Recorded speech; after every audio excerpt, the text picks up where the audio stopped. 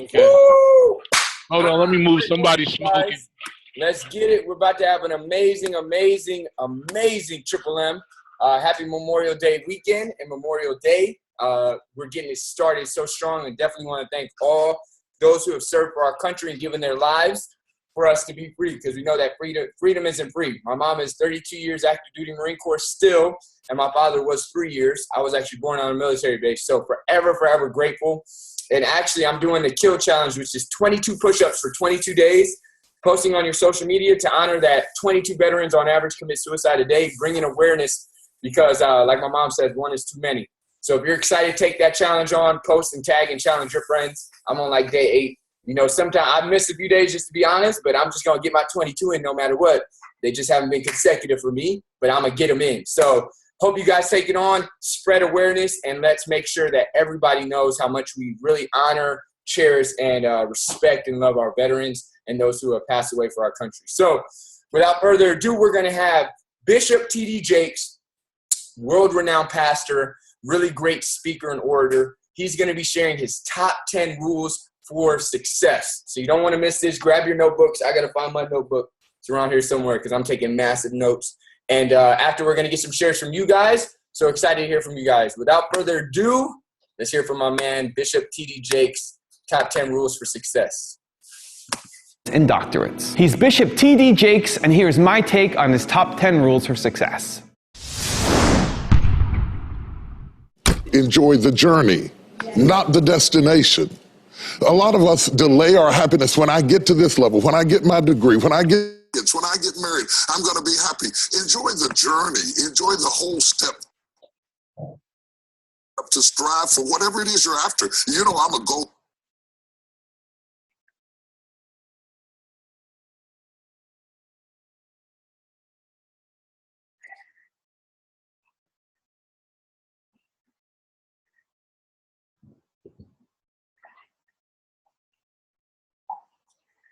You don't know what you've got until all hell breaks loose. You don't know what you can take until the pressure is applied to your life. You don't know what you can endure until people stab you in the back and walk away from you. You don't know how much courage you have until you've been under fire and under struggle and under tribulation. You can't learn what's in you sitting back in a lazy boy chair hitting the remote control watching HBO and Cinemax. But when all hell breaks loose,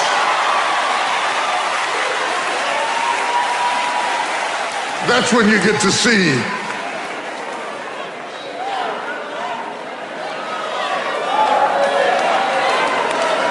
what you got. Touch your neighbor and say, I'm made of something. I didn't get to see the design. I didn't get to see the architectural plans, but I know I'm made of some good stuff. I can tell by the burdens I bear and the load I carry and the stuff I endure. I shock myself at what I'm able to take. It's not just that I shock my enemies, I shock myself. They said I was going to die, and I believed it. But through hell and high water, I'm still here. When I was in South Africa on a safari, I was blessed to be on a safari after I had taught for a group of black billionaires a seminar about faith and finances. And they detained me over and gave me the privilege of staying out at J. Paul Getty's place out there in the middle of the jungle somewhere, and to go on a safari with my son. It was amazing. So there I am in between a zoologist who is giving me all of this information about all the animals, their habitats, their mating practices, how they live, how they operate, and sitting on the edge of the Jeep with a shotgun to protect us. We weren't hunting, we were just watching, was a Zulu. The Zulu says nothing at all. The zoologist explains all the animals, and we visit all the different places and see a lot of the animals, but we had not found the elephant. He explained the elephant, but he could not find him. Finally, the Zulu stood up and he put his finger in the air and he pointed up. He said, the elephant is over there. When he said it to me, my head exploded, Larry. It exploded because all of a sudden I realized I'm sitting between intellect and instinct. Mm-hmm. Intellect can describe it, but only instinct can find it. And from the premise of that ideology, I begin to go back through all of my life and begin to see not only me, but others, how if they position themselves between intellect and instinct and know when to yield to which one, that next big thing, whether it's an elephant, an entrepreneurial pursuit, or raising a family, it is simply over there if you follow your instincts. So many times you have a modicum of talent in an area, maybe just enough talent to appreciate people who are really called to that area. It doesn't mean that you need to necessarily go out and do that thing. You must understand that the purpose is an underlying chemistry that makes you live your life. It may not be, you may not have a strong talent. Let me give an example because I'm messing mine up. Let me give you an example. I have talent as a musician. I can play the piano. Not well enough to be maestro, but I have a modicum of talent in that area, but that was not my purpose. But many times we start working in an area that we have talent, but it's not our purpose. I tell my kids this, you may start out doing something that is not the thing you were created to do. It may only be the thing that leads to the thing you were created to do. You understand what I'm saying? I got you. So you don't stop at where you are as if it were the destination, when in fact, in reality, it may be the transportation that brings you into that thing you were created to do. You have to own your own happiness. Take it away from other people demanding that they make you happy. Your kids are not going to make you happy. Your spouse is not going to make you happy. A big house is not going to make you happy. Own your own happiness and be responsible for doing those things. Joy into your own heart, independently of life and people and money and all of that stuff. Right. It doesn't necessarily give you a happiness. You have to take responsibility of that peace and that joy that lives inside of your heart and not inside of your stuff. My challenge in our generation is that gradually, through entertainment, through television, through media, through every way possible, we are living in a generation of the dumbing down of ideas. Because we have traded effectiveness for busyness. Statistics say, yeah, somebody ought to clap on that. We are busier than any other generation we have seen in the last 300 to 400 years. We are so busy. We are busier than a one-arm wallpaper hanger. We're just busy. You'll get it later. Don't worry about it. It'll hit you in a minute. We are just as busy as we can be, and we think because we're busy, we're effective.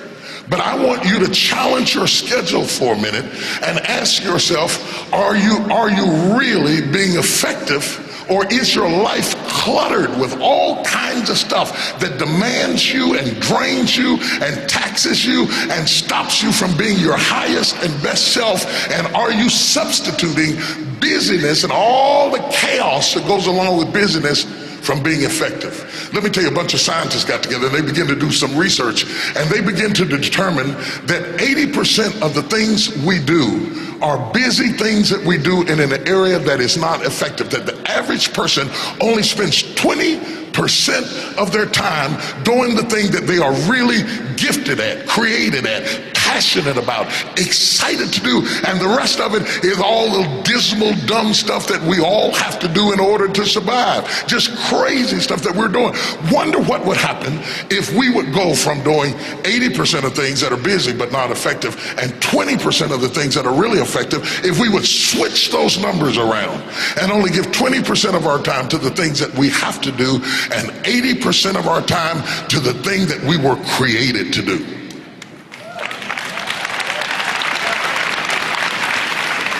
Wonder what would happen to your life. Now think about it a minute.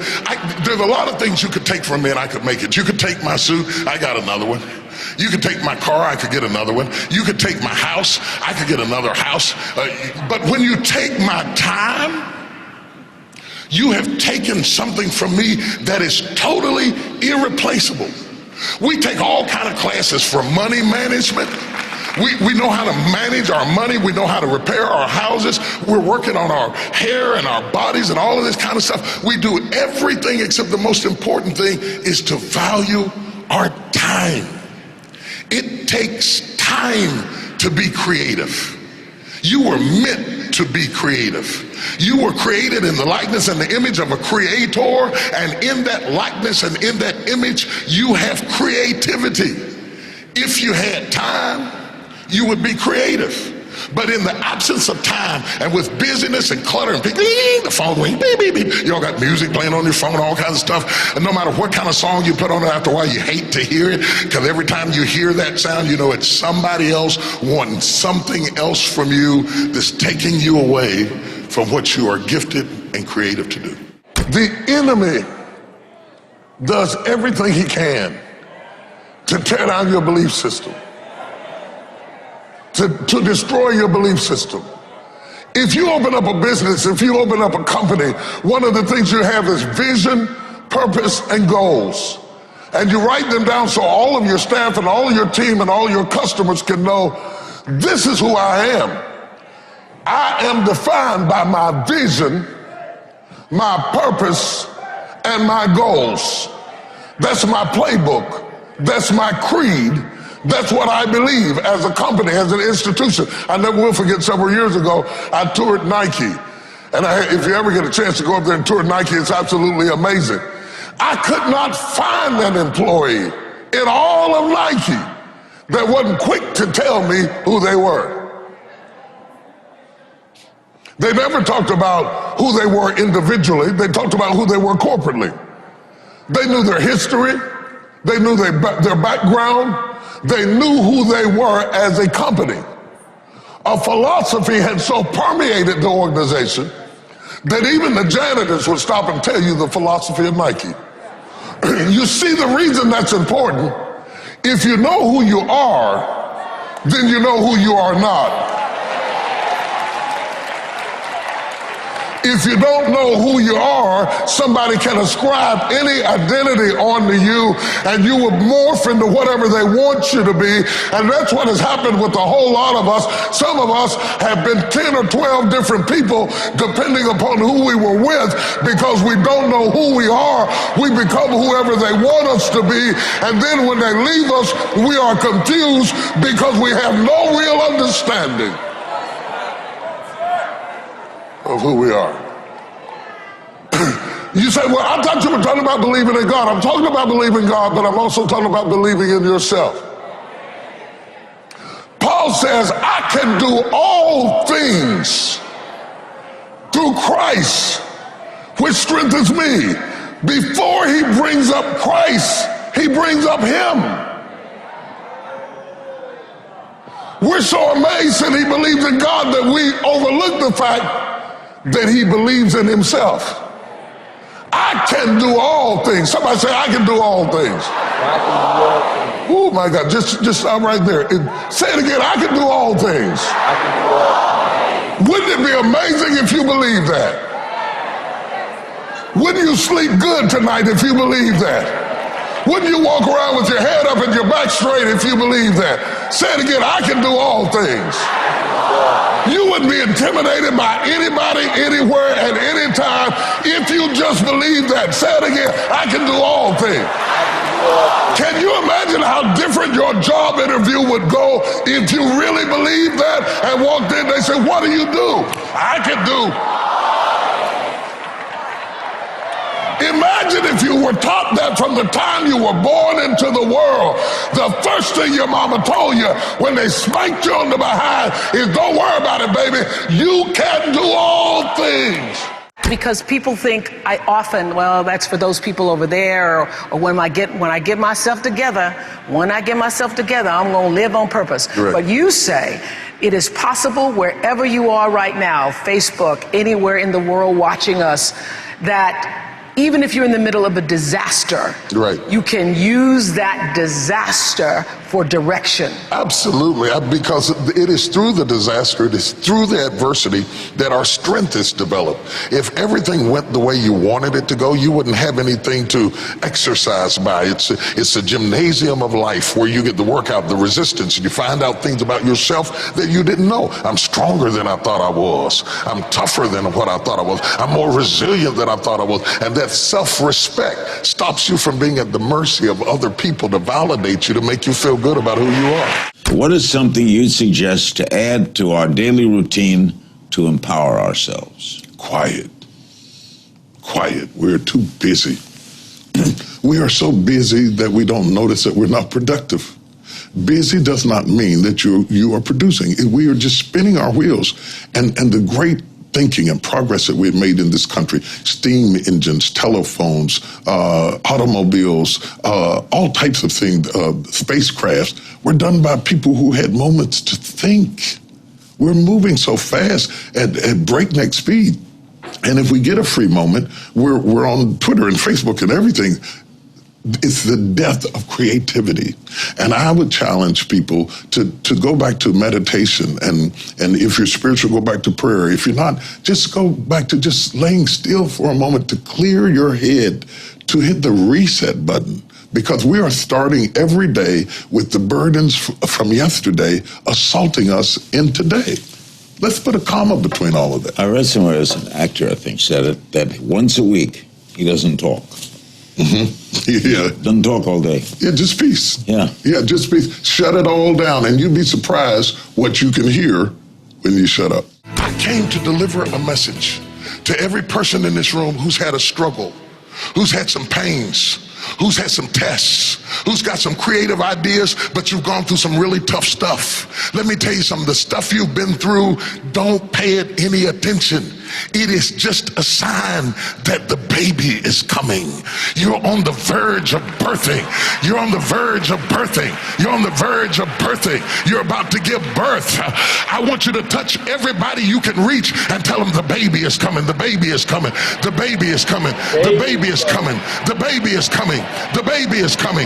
The baby is coming. The baby is coming. You don't want to leave me now. The baby is coming. You don't want to walk out on me now. The baby is coming. I haven't had my best idea yet. I haven't had my most creative moment yet. I haven't produced my dream yet. I don't care whether you're 30, 40, 50, 60, 70. There's something down inside of you that's still kicking inside of you that wants to get out, and it wants to live. It wants to live. The whole reason you're here today is because there's something in you that needs to be fed, that needs to be stirred, that needs to be electrified, that needs to be illuminated. There's something down inside of you crying, let me out! Let me out! Make some noise in this place! Yes, yes, yes!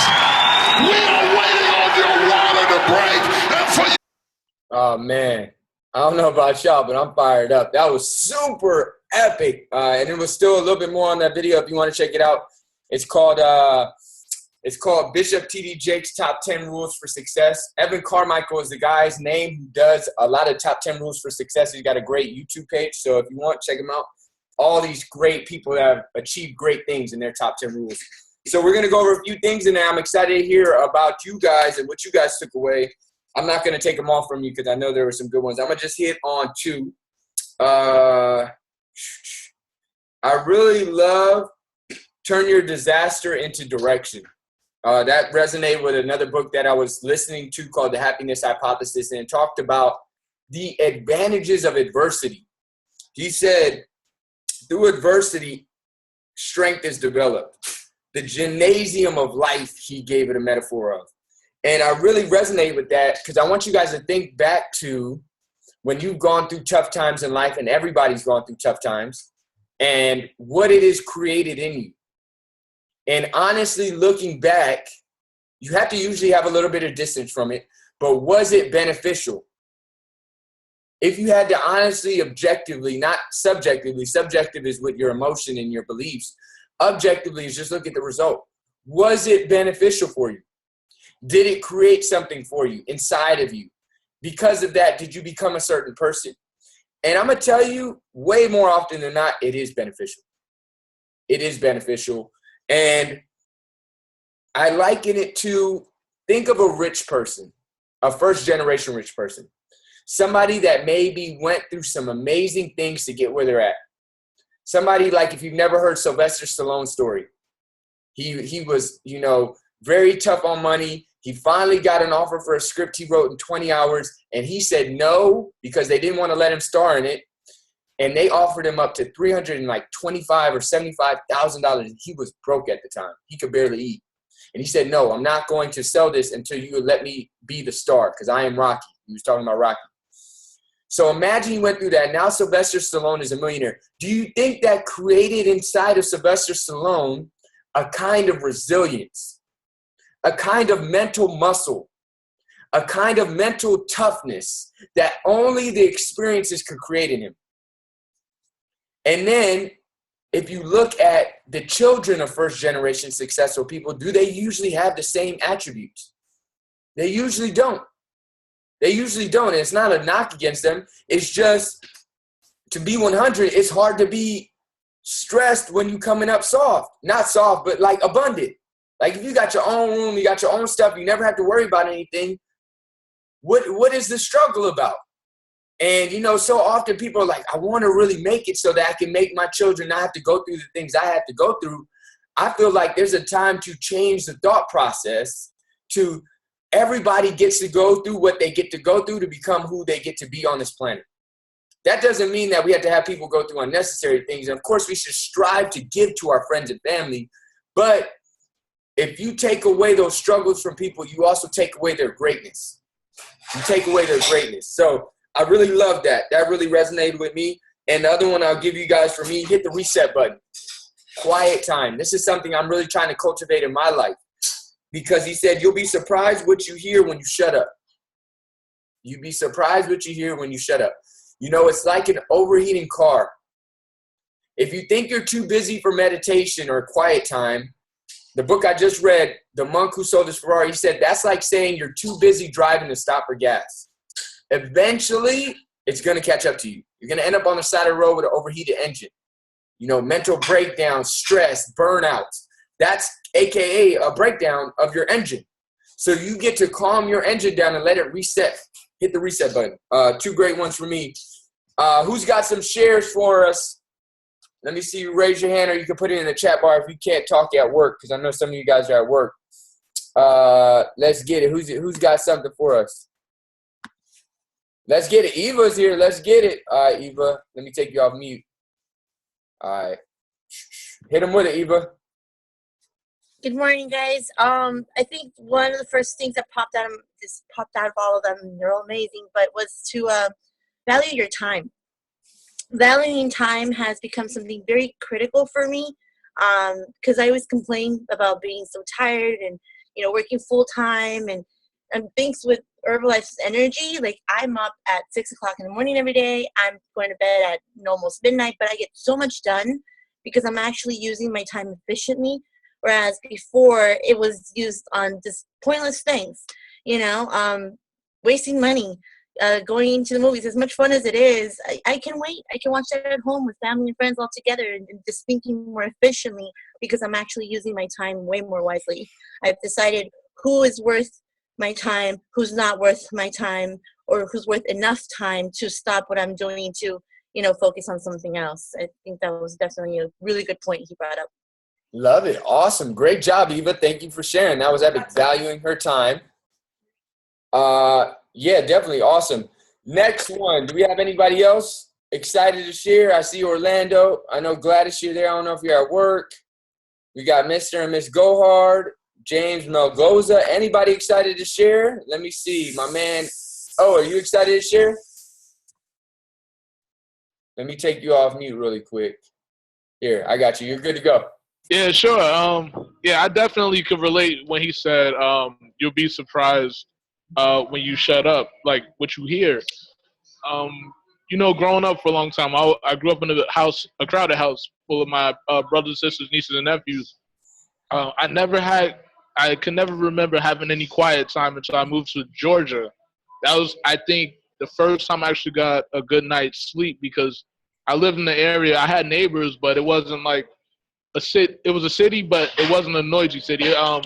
No buses going around after 10 p.m., no trains running underneath you after a certain hour. So I got my first good night's sleep, and it was so good. Like, when I woke up the next morning, that after the first night at my new house, I forgot where I was. But I learned a lot, and I stayed there for years. I didn't think I would stay there that long. My plan was to stay there for only a year, but that quietness was a new thing for me. So it definitely opens up your mind to a whole another ballpark. So, Yo, that quietness. You'll be surprised at the quality of sleep you get. You'll be surprised at your mental clarity. One exercise that I heard that really helps is just envision a calm lake, a placid lake, because when there's all these thoughts and sounds and all these distractions, it's like a lake that has all these waves and ripples. And you want to imagine a calm, tranquil lake to calm the mind, because then a calm mind can receive from the creator, receive from the source, and reset. Awesome stuff. We got a few things in the chat box we got from the iPad. I don't know who it is. It just says iPad, but it says, believe in yourself, find your vision, purpose, and goals. Love it. Love it. Awesome. Any more shares? Anybody else excited to share? I think we got some epic shares today. Oh, yeah. Oh, we got my man. Okay, let's get it. Go hard. Go. Hey, It's all on you. this is the first call I've been on, man. I really appreciate it. I love TD Jakes, but two things that stuck out to me was the one where you need the quiet time. I truly believe in that. It's something that I'm trying to work on now.